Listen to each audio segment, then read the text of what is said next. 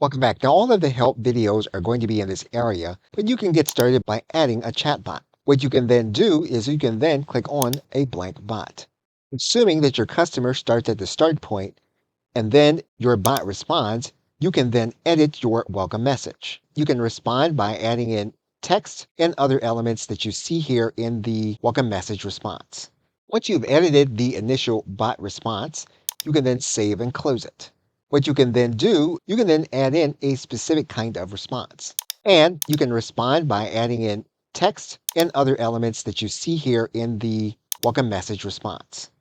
Once you've edited the initial bot response, you can then save and close it. Basically, you already have your bot response, and so you have written in your welcome message if you have changed it.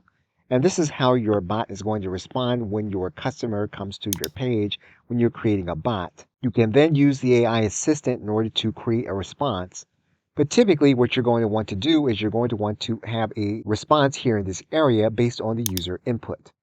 And so in this case, we're just going to have a bot response.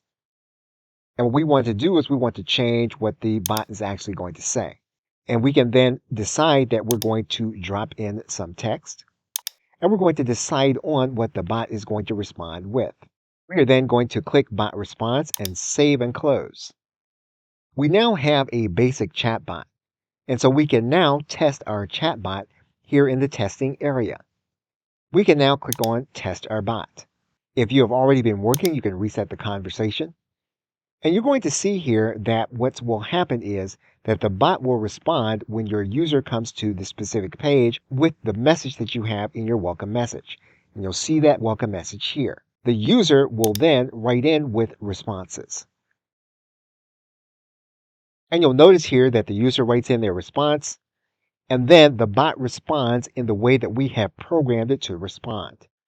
So basically, you have set up a basic artificial intelligence to respond when an individual comes to your chat.